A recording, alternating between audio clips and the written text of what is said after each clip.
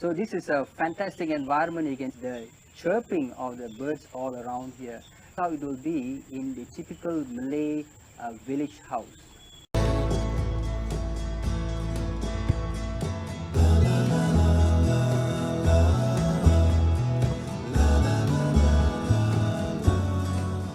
Hello, David from New Zealand. Thank you very much to Johnson. Fascinating tour. In general, this is a Malay traditional house. Today, there's not many architect left to do this kind of intricate design. Uh, as Malay people lived by the riverside and also by the stream or next to the forest, and the forest supplied many of the needs of the timber for building the houses. And you can look at it, the roof is made of palm leaf, or some of it is built either using coconut leaf or others are used nipa leaf. The difference between these are the durability. The nipa leaf normally lasts longer. Now the timber that normally used by these master builders are timber like the Chengal wood, which is a sort of a thick wood, which is the hardest wood in Peninsular Malaysia. Now you can see how beautifully, intricately designed the carving on the windows. The master builders of these houses do not have a blueprint, but they have all this in their mind. Being next to a stream or river, the house is built on stilt so that when the flood takes place, they can continue their living the next day without being affected by the flood. What's up, guys? This is Johnson for Johnson Malaysia. Welcome to Malaysia. And you are in Kuala Lumpur and you're looking for excellent tour that you want to know the culture, how the Malay people live, how the Indian people and also the Chinese people area. It will be a great trip if you engage a right guide for you to bring to the real wholesome of Kuala Lumpur. Now I'm going to show you today a Malay house which is a Malaccan style. Okay, now this is the house. Look at the panel, the window panel here is designed in a very human-sized height. The reason they do this because the ventilation. When the wind blows by these windows that has a human-sized ventilation, it is open so the air can go inside through this way, and also underneath.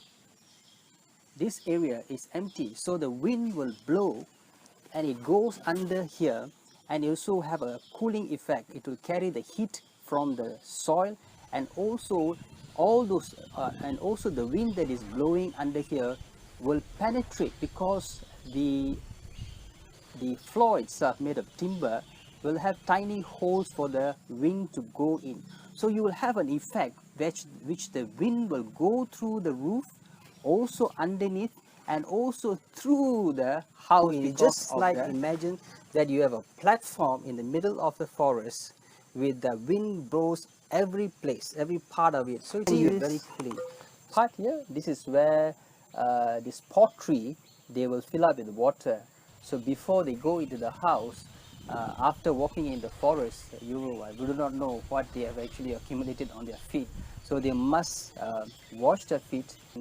It's full of wonderful functional architecture, and the timber and the carvings on these houses are so wonderfully, beautifully designed, because each of the Malay from a different state, they have their own style. The functionality of this house is superb. Now you can see the joint that they use dowel joint. That means they do not use nail. They actually make a hole and they will slot inside. Now the reason why they make this is that the Malay people knew that at one point of the time they might have to shift from where they are living, maybe because of the environment is not conducive enough, maybe they want to shift, maybe they want to expand, and all this been taught, therefore they do not actually nail. I believe in those olden days they might have nailed, but they use a different technique of dowel joint which they can dismantle and bring.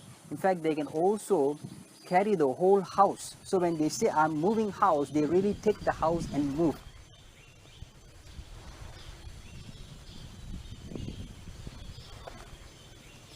Though every state in this country, we have different style of building a house, the Malay house, but we can divide them into few parts where they will have the veranda, which is the entrance, next to the entrance, next to the staircase of the house, and this is where the man of the house will entertain either a friend or a stranger that they feel is safe enough for him to come into their house. So this is the veranda. If you see closely, the veranda is about 6 inches lower than the main house. The main house, which is behind me, it is called the mother house in Malay, but it is main house. Now it has an attic on top. That attic defines it as a Malaccan style house where there's ventilation can go through there. Now in the attic they will normally store, they occasionally use utensils, and also the young lady of the house normally will sleep on. The staircase over here is different because this is the part where the ladies will come down. The man of the house, the leader of the house will go through the main staircase. So this is a fantastic environment. You can see the chirping of the birds all around here.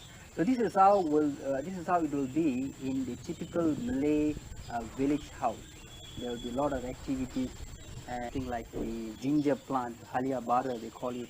Around the house itself you will have a lot of herbs, you will have functional things, you will have a herbal that is needed for day-to-day living.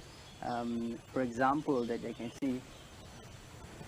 So halia bara is used in the cooking, and one of the herbs we can also see kaffir lime. Now the lime itself is not used in the cooking, but it is used in other rituals, but the leaf of the kaffir lime is used to get a wonderful delicious appetizing aroma.